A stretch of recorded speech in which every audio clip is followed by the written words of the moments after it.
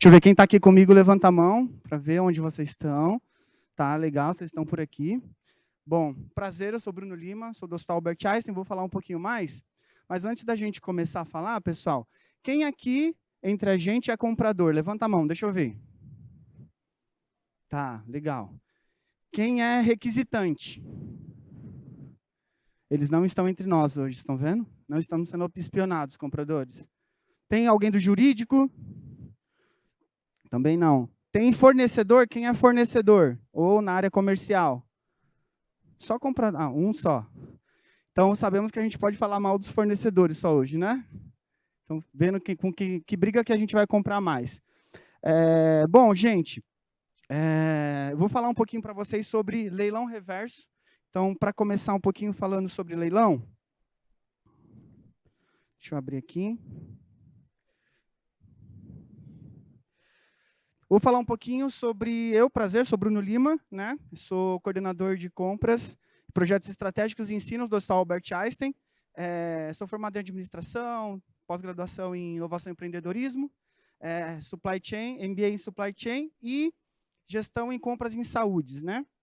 Já sou profissional de carreira há 14 anos na área de compras, hoje eu estou no Hospital Albert Einstein. Deixa eu ver que não está passando aqui, peraí. E aí, para falar um pouquinho para vocês da dimensão do Hospital Albert Einstein, antes da gente entrar no conceito de leilão, né, de que é como estruturar uma estratégia, como estruturar estratégias para fazer leilão de sucesso, né? Esse é o tema que a gente vai abordar. Deixa eu ver aqui. Vou dar alguns dados para vocês sobre o Hospital Albert Einstein. Tem outro passador? Tem outro passador, esse daqui está ruim. Para cima? Deixa eu ver. Tá. Bom, vou dar alguns dados para vocês, né? Então, o Hospital Albert Einstein hoje tem aproximadamente 22 mil colaboradores, mais de 25 unidades entre unidades próprias do Hospital Albert Einstein, mais outras 25 unidades que são públicas, que são AMES, CAPAs, UBS, que são hospitais, que são gerenciados pelo Hospital Albert Einstein, mais de 1.500 requisições de compras, né? Mais de 160 pessoas na diretoria de supply chain, mais de 50 compradores como um todo, mais de 5.500 requisições, 8.300 pedidos mensais e mais de 110 contratos mensais. Então, imaginem, a gente hoje gerencia um spend de aproximadamente quase 5 bilhões, 4,8 bilhões, uma estrutura gigantesca. E como que a gente consegue trazer resultado e eficiência para o dia a dia?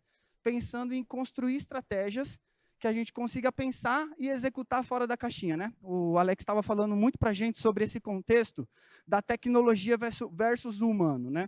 E quando a gente pensa em tecnologia versus humano, aqui quando a gente está falando de leilão, deixa eu trocar. Quando a gente está falando de leilão, inevitavelmente a gente acaba juntando essas duas pontas. E aí, o que vai fazer um leilão de sucesso? É uma ferramenta boa, top, um foguete, uma Ferrari, ou pessoas com conhecimento que conseguem estruturar isso da melhor forma possível. Porque quando a gente pensa no tema de leilão, a gente ouve algumas frases, né? As primeiras frases, né? Então, o quê? Você vai fazer leilão? Né? Normalmente, quando a gente ouve, o conceito de leilão, normalmente, ele é muito turvo ainda, infelizmente, no meio da nossa comunidade, como, não, leilão você vai barganhar preço, né? Aí tem algumas frases que normalmente a gente ouve aqui. Deixa eu passar aqui. Vou colocar logo as 3 aqui. Opa, espera aí que vai ir.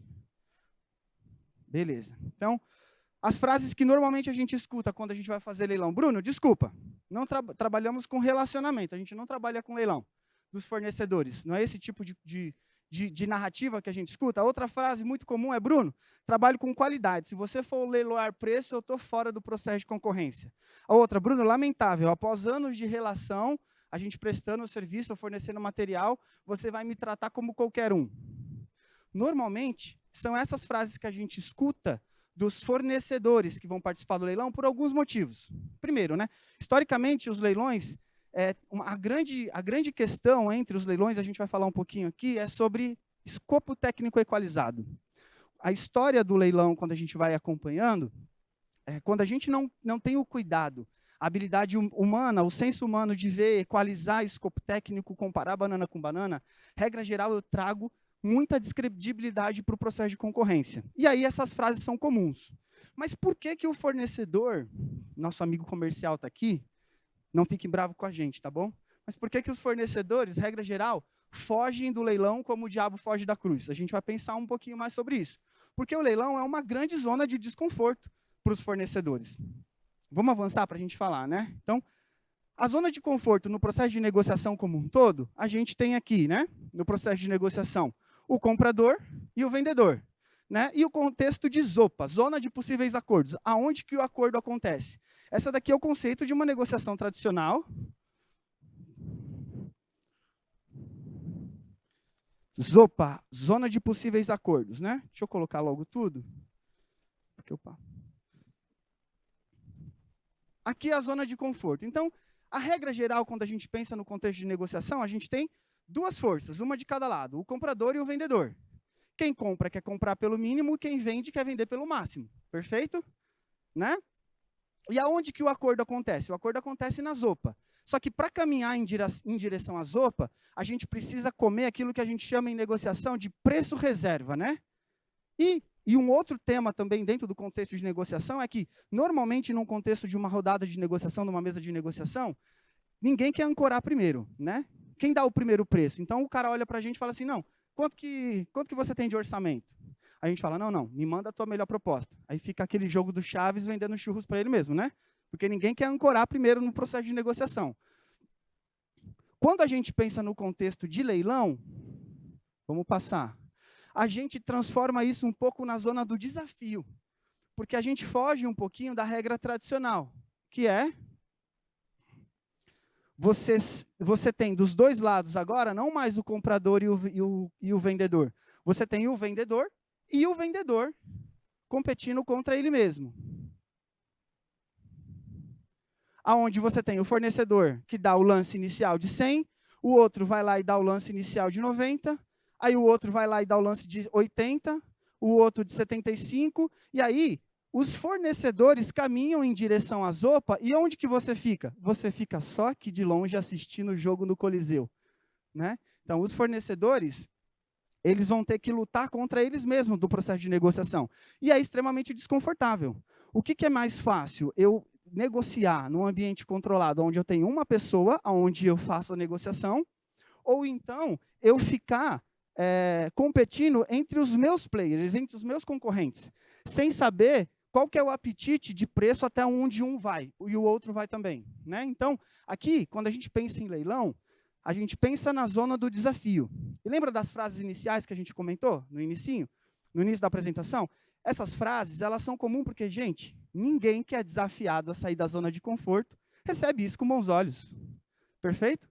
É natural, o fornecedor vai resistir, por quê? O fornecedor, ele quer preservar a margem, certo? Ele quer, quanto menos esforço ele tiver que utilizar no processo de negociação, é ótimo, ele preserva a margem, ele preserva o contrato, ele mantém relacionamento, perfeito? E o leilão é uma grande ferramenta que a gente consegue criar essa zona de conforto entre os fornecedores, né?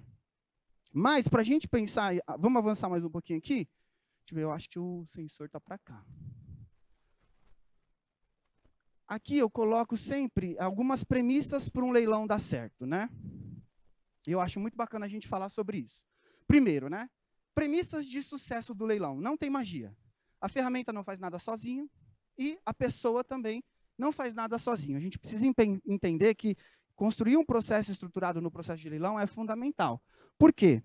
Um dos grandes fatores, aqui a gente vai falar algumas vezes repetidamente, um dos grandes fatores de sucesso, escopo técnico equalizado. Se você coloca todo mundo no processo de concorrência sem equalizar escopo, a probabilidade disso dar errado é gigantesca. Muito grande. O dito banana com maçã, né, que a gente ouve ao longo da carreira com muita ênfase. Então, escopo técnico equalizado. Segundo grande ponto, né, eu coloco esses assim, spend representativo. Você vai colocar, spend representativo, ele é muito relativo. Por quê? 300 mil reais, por exemplo, no meu contexto de saúde, por uma grande farmacêutica, né, para um medicamento específico, não é nada, perfeito? Agora, 300 mil reais, talvez por uma curva C de um fornecedor de material de escritório, talvez seja representativo. Né, Bruno, isso são regras absolutas? Não, não são regras absolutas, desde que você tenha uma estratégia muito bem estruturada para que isso aconteça. Segundo ponto, mercado competitivo, né? Você tem que ter bastante alternativas, concorrência nesse mercado, porque se você for fazer leilão num mercado onde você não tem tanta competição, também a probabilidade de dar errado. Bruno, isso é uma verdade absoluta? Depende da tua estratégia. Se você talvez não tem tanta concorrência e queira criar uma ruptura na relação e o processo vai justificar só uma ruptura, qual que é a estratégia, né? Mas se você quer estruturar um processo de leilão que tenha eficiência e resultado, três pontos. Escopo técnico equalizado, spend representativo, mercado competitivo. E outro ponto fundamental, gente, pelo amor de Deus, vamos guardar aqui, quem tiver espiritualidade nesse momento, invoca. Processo de leilão que o fornecedor não entra para fazer treinamento na ferramenta. Fornecedor que não faz o treinamento na ferramenta, não pode jogar. Não pode entrar para jogar se não estiver preparado. Porque vai moiar. Ele vai colocar preço errado, ele não vai se atentar na unidade de medida, ele não vai dar as respostas corretas no processo de leilão. Então, a probabilidade de erro também é muito grande. Fazer o treinamento com antecedência com todos os fornecedores, tá bom? Deixa eu ver aqui. Bom, vamos lá. Outro ponto muito interessante que a gente precisa pensar quando a gente vai construir um processo de leilão, que é assim, estratégia de lote, né? Bruno, como que eu faço isso? Então, primeiro, o nosso mantra inicial aqui, a nossa Bíblia, né? Escopo técnico equalizado. Segundo, Bruno, como que eu faço o meu leilão? Eu faço ele por item ou eu faço ele por lote? Depende, perfeito? Porque quando a gente pensa em fazer o leilão por item, né, tem risco para fazer por item. Risco de concentração em itens de maior volume e complexidade durante o evento de leilão. Por exemplo, aqui, se você vai iniciar um processo de leilão com todos esses itens aqui, qual que o fornecedor vai querer cotar? Aonde que ele vai direcionar mais esforço? Aonde está maior a representatividade financeira.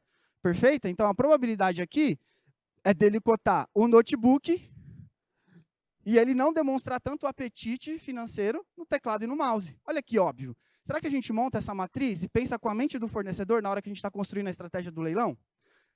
O fornecedor pensa isso quando ele recebe o escopo para participar do processo de leilão. E aí, segundo, quando a gente pensa em fazer por lote, o lote ele equilibra a representatividade financeira e até facilita o processo ao longo do leilão. Então, poxa, Bruno, não é melhor talvez nesse contexto aqui, porque se o fornecedor ele ganha os notebooks e eu fico com o teclado e o mouse, por exemplo, o fornecedor vai levar a carne e quem que vai roer o osso? Você, comprador, vai ter que roer o osso, né? Então, aqui, talvez, não valeria a gente selecionar isso por lotes. Então, a gente faz aqui o lote desse pacote aqui, dos notebooks, teclado e mouse, desse outro perfil. Deixa eu avançar. Então, a gente tem o perfil do notebook 1, que é o lote 1, o básico, o perfil do notebook intermediário e o perfil do notebook avançado, o lote 3. Talvez seja a melhor estratégia para a gente organizar o processo de leilão. Perfeito? Deixa eu ver aqui agora. Deixa eu avançar. Outro ponto muito interessante quando a gente vai construir o processo de leilão, gente, é a gente pensar nesse, ó, qual é a estratégia de preço que eu vou adotar? Mesma pergunta. Eu vou fazer preço por item ou eu vou fazer preço global? Né? Pensando que, quando eu penso em fazer preço por item, quando houver, a melhor recomendação é quando houver poucos itens no leilão. O que é pouco itens no leilão? Entre 4 a 5 itens, porque senão durante o leilão, imagina, o fornecedor tem que preencher uma tabela gigantesca e o leilão está acontecendo ali, o tempo está rolando, né? Então, quando os itens eles têm um volume financeiro equalizado, olha lá em cima, por exemplo, aqui eu estou cotando só notebook, perfeito?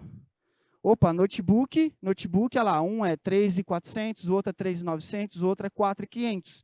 Então, vale a gente abrir por item, né? Porque eu tenho uma distorção de preço menor entre os itens. Agora, quando é por preço global? Preço global é quando a gente tem uma dispersão dentro dos itens maior.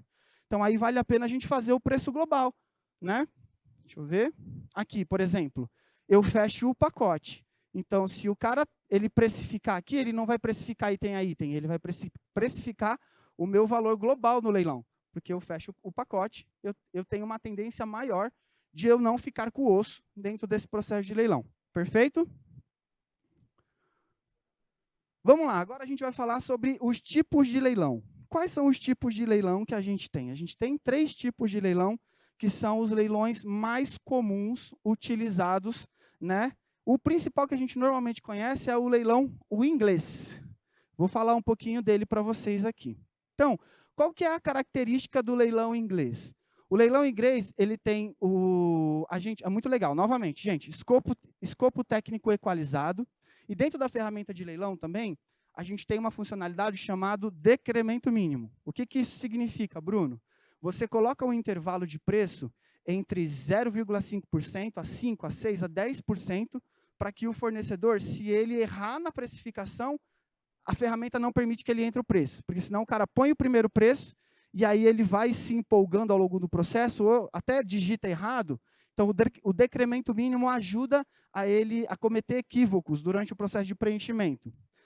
Segundo ponto, o leilão inglês, ele é um leilão decrescente, né? Ou seja, quem dá os lances é o fornecedor, o menor lance ganha, só tem um vencedor, e isso daqui é um tema bem polêmico, divide opiniões aí. Regra geral, no contexto da literatura, nesse processo de leilão aqui, só um fornecedor ganha, porque o preço é decrescente. Porém, pode ser que tenham empresas que, ao longo do processo do leilão, encerrem um leilão e decidam fracionar a compra com o primeiro ou segundo colocado. Mas, na prática do exercício do leilão, na metodologia, o melhor preço ganha, perfeito? O objetivo é isso. Aí temos outro ponto aqui também, essa também é uma discussão. O leilão vai ser aberto ou fechado? O que significa isso? Aberto, o fornecedor ele consegue ver se ele é o melhor preço, ele tem um troféuzinho que aparece para ele, ou qual que é o preço de quem está vencendo, só que ele não visualiza quem que é o concorrente dele. Ele só visualiza o preço e qual que é a distância para ele precificar.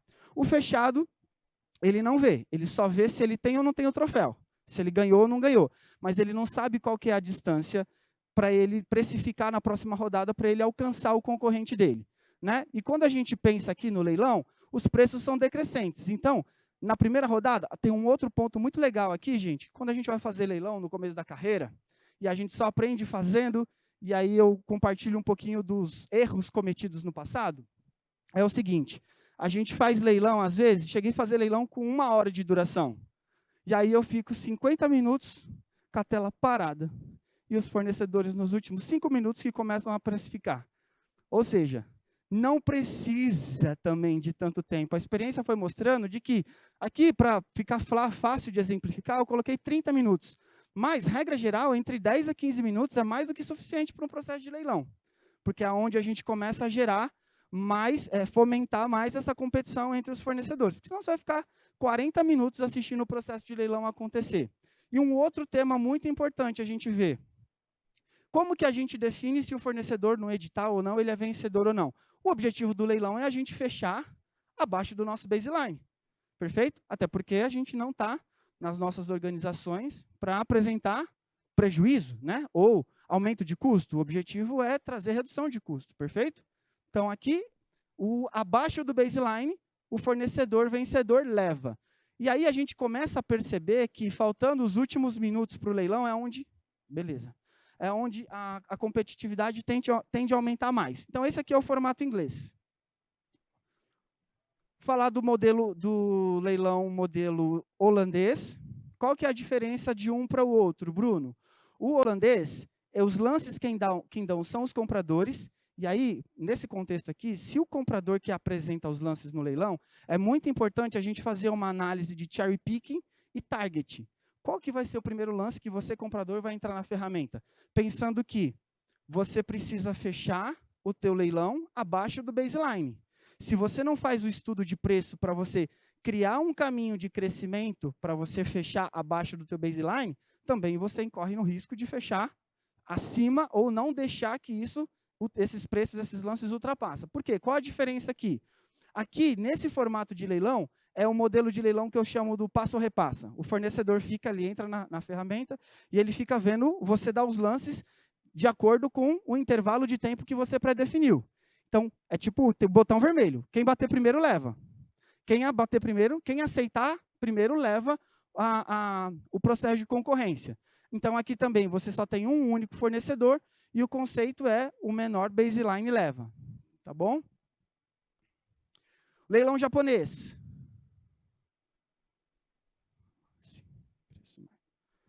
Bora lá. Leilão japonês. Decremento mínimo. Gente, escopo técnico equalizado. Mantra, pelo amor de Deus. Né? Então, lance. O lance também é dos compradores. Então, o preço médio. Aí, uma recomendação, né? Se o lance é do comprador, e ele é um preço decrescente, tá vendo? Você pode começar, por exemplo, no primeiro lance, com o preço, com a média do mercado, né? Para que você consiga ter, que todo mundo permaneça. E a diferença aqui é o último que desistir do processo ganha. Então, imagina, está todo mundo na sala de leilão vendo o leilão acontecer. Esse é o inverso do botão de quem bate leva. Quem bate sai da sala, não aceita a proposta. Então, você vai entrar com o primeiro lance. 3.500, ninguém saiu, está todo mundo no jogo.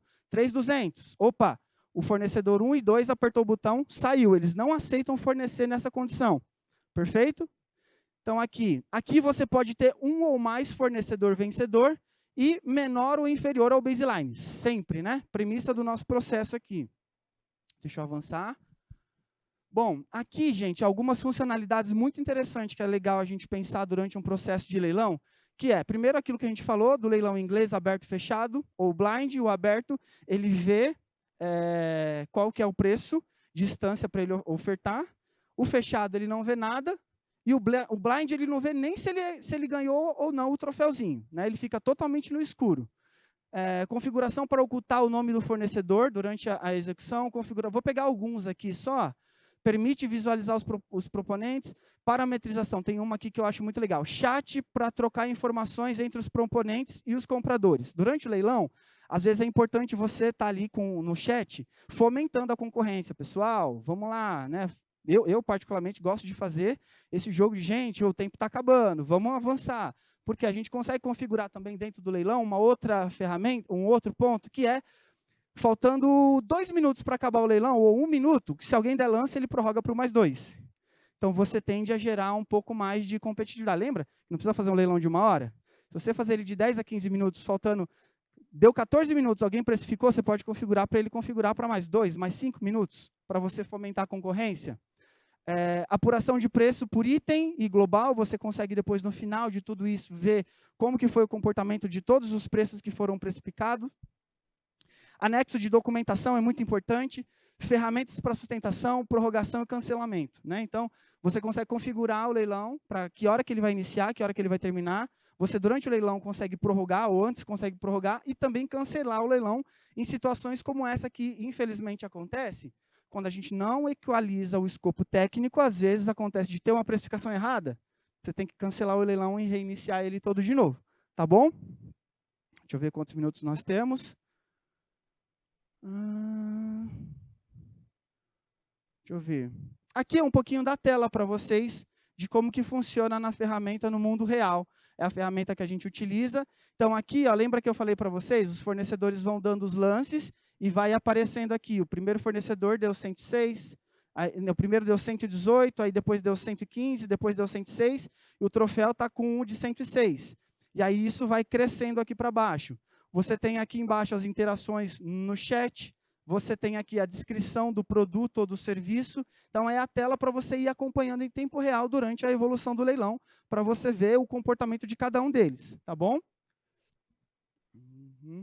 Aqui, eu trouxe aqui, gente, alguns dados para vocês, que, Bruno, você está falando de processo de leilão, de metodologia, fazer o inglês fechado, e aqui, isso se sustenta no mundo real? Sim, se sustenta no mundo real, e aqui eu trouxe para vocês alguns dados que a gente está utilizando lá no Hospital Albert Einstein. Aproximadamente, a gente já fez mais de 70 leilões, o spend transacionado de quase 300 milhões, que gerou resultados para a gente de 65 milhões, uma taxa média de saving de 22%, que aqui o material está desatualizado. Fiquei sabendo hoje já de que essa taxa já está em 30% de redução dentro de algumas categorias. Aqui eu trouxe o top 10 para vocês de alguns resultados que a gente fez, inclusive desmistificando alguns paradigmas de que não dá para fazer leilão em serviço. Será que não dá? Ou será que é um grande paradigma isso na cabeça da gente? Então, aqui, categorias de obra, retrofit do bloco D,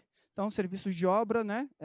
Revitalização de toda uma fachada do bloco D, alocação de mão de obra em TI, notebook e desktops, material médico. Então, ou seja, quando a gente olha para algumas categorias aqui, ó, teve savings de aproximadamente, ó, medicamentos e anestésicos, 60% de redução, meios de cultura, 50% de redução. Ou seja, no mundo real, se prova o conceito de, quando a gente utiliza o leilão de forma estruturada, organizada, com metodologia, né, Bruno, a ferramenta vai fazer tudo? Novamente, não, a ferramenta não vai fazer tudo.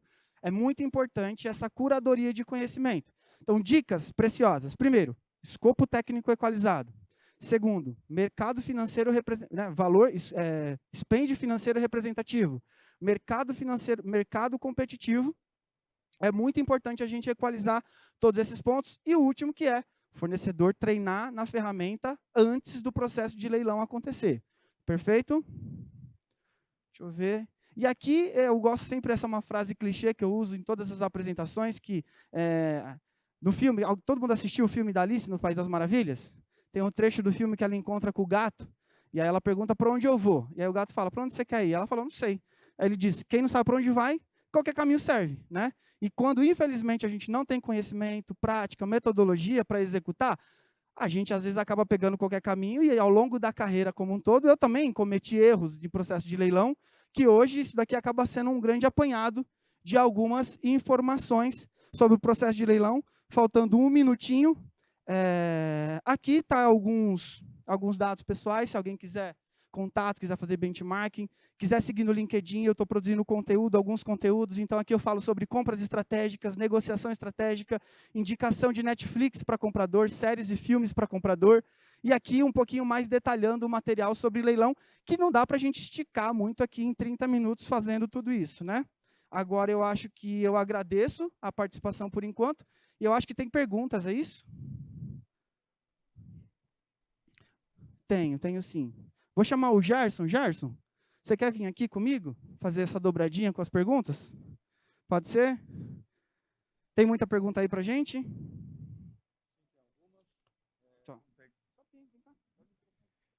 Primeira pergunta, Diego Melo. Como equalizar uma proposta de materiais cujas alíquotas são de unidades de federações diferentes? Boa, né? Pegou logo. Estão me ouvindo, pessoal, aqui? Quer me derrubar, uma pergunta dessa quer me derrubar, né? Ele é comprador de MRO? Provavelmente, né? Comprador de MRO. Gente, vamos lá. É muito importante a gente pensar, exatamente por isso a curadoria, quando a gente pensa em comprar materiais, normalmente a categoria de MRO sofre esse dilema, porque a gente tem, às vezes, um volume grande de SKUs sendo entregue em diversas unidades que a gente tem. Então, a gente precisa, lembra da curadoria que a gente falou sobre escopo técnico equalizado? Então, quando a gente vai para um processo de concorrência, não posso chegar e fazer um leilão direto aqui. Eu jogo tudo lá dentro. Não, é importante a gente fazer, talvez, uma rodada de preço e estruturar o processo de negociação. Então, primeiro, quantos itens eu tenho? De cada um desses itens, para quais estados eu vou ter faturamento para esses itens? E de acordo para cada estado, vamos abrir aí, talvez, IPI, ICMS, substituição tributária, que a gente precisa tomar medicamento para entender aquilo, né? E às vezes envolver o pessoal do fiscal, né? Que mais? Então, abrir essa matriz, por isso a importância do escopo técnico equalizado. Abrir essa matriz e ter esse detalhamento para quando a gente levar isso para dentro do processo de leilão, todos esses pontos, porque aqui no leilão a gente não vai equalizar imposto, perfeito?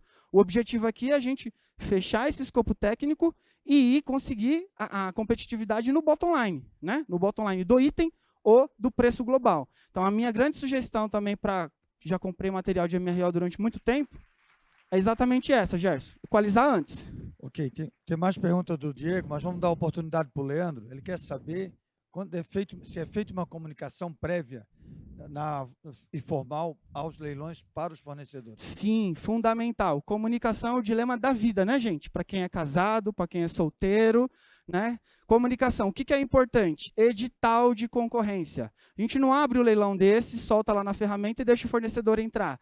Não, é muito importante a gente criar, primeiro, um edital de comunicação avisando que em tal dia, em tal data, vai acontecer um processo de leilão. E dentro desse edital de concorrência, é importante você colocar diversos aspectos, né? Por exemplo, aspectos tributários, aspectos de prazo de entrega dos materiais, aspectos de condição de pagamento, né, aspectos da volumetria, embora a volumetria ela é carregada na ferramenta. Então, é importante esse edital colocar quais são todas as regras do leilão, o decremento mínimo, como que vai funcionar a primeira rodada ou não, qual que é a dinâmica do leilão. Então, é muito importante a gente fazer um edital de concorrência avisando todos os fornecedores quais serão as datas que acontecerão os treinamentos, porque ele não vai entrar no dia só para o leilão, ele vai entrar para fazer os treinamentos. Perfeito?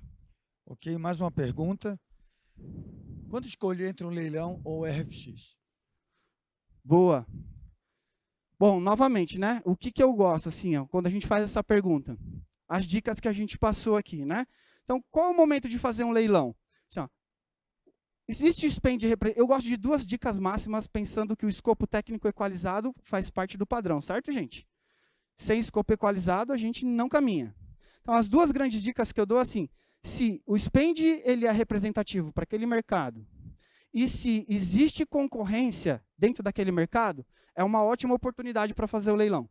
Se não for esses casos, eu acho que melhor a RFQ ou a RFX faz mais sentido. Porque se você fazer um leilão no mercado de uma curva de estratégicos, lembra da CrowdGeek? Os fornecedores estratégicos, que é alto impacto para o teu negócio e dificuldade grande, você pode criar uma ruptura na tua cadeia de abastecimento, dependendo de como você apertar esse relacionamento com o fornecedor.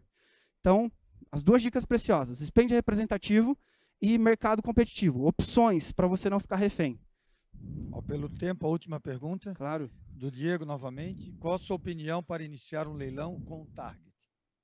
Essa reserva aqui, vai. Gosto. Essa também é uma dilema muito presente no dia a dia. A gente só devia ter combinado antes das perguntas, né, Gerson? O pessoal está forçando. Vamos lá. Gente, o target durante o processo de leilão. Pensa que assim, o target também é uma estratégia de negociação, perfeito? Só que quando você vai fazer o leilão, você quer brigar você com o fornecedor ou que os fornecedores briguem entre si? Briguem, né? Não é a melhor palavra, né? Mas, assim, você quer gerar o desconforto entre os fornecedores. Então, é legal que você entre com um target atingível, rápido, para fomentar, porque senão, vamos pensar assim, a gente abriu o processo de leilão, aí o fornecedor deu o primeiro lance, ele já entra com o troféuzinho. Opa, ele já ganhou o troféuzinho. Então, quando a gente entra com um target, por exemplo, a recomendação, tá? Boa prática, de 1 a 2% da variação do meu preço, né, do melhor preço, eu entro com essa variação pequena, por quê? Ele dá o primeiro lance e não ganha. Ele dá o segundo lance e, opa, ele leva o troféu. Porque se você entra com um target de 10, 15%, você vai ser o vencedor do leilão, né? E o objetivo é que você fomente a competitividade entre os fornecedores, não com o teu target. Perfeito? Vou fazer a última pergunta por minha conta bora. aqui. Qual é o humor e o relacionamento com os fornecedores após os leilões, principalmente com os que não venceram? Qual que é o quê? O humor e o relacionamento com os vencedores após um processo de leilão. Como é que é o futuro do relacionamento com eles? Cara, a gente teve algumas experiências muito legais, assim, né? Porque, principalmente em alguns mercados, como, por exemplo, o mercado de equipamentos, de tecnologia, etc., que, regra geral, tudo é dolarizado, são poucos fornecedores, eles não querem participar. Ao longo do processo de leilão, beleza, ao longo do processo de leilão, a gente sente que é muito tensa, essa relação fica muito tensa. Eu abro o leilão e mesmo assim os fornecedores participam. Então, ao longo de todo o processo, é tudo muito tenso, não vão participar, a gente não vai entrar, não vou mandar documentação. No dia do leilão, todo mundo entra. Todo mundo precifica. Então, pensa no dilema de negociação também. O que faz as empresas quebrarem ou não o esquema de competição e colaboração, às vezes dentro de um conceito de negociação? O risco eminente de perder a conta. Então, eles pagam para ver até o dia do evento. No dia do evento, vamos entrar, né? Vai que. E depois, quando ganham, todo mundo elogia, legal, estoura champanhe. Mas é muito tensa a construção desse processo. Então, gente, é zona de desconforto, né? Não é alegre para ninguém inicialmente, depois só no final do vencedor. Ok, Bruno, muito obrigado. Parabéns pela palestra. Legal. Obrigado, pessoal. Valeu. Tchau, tchau.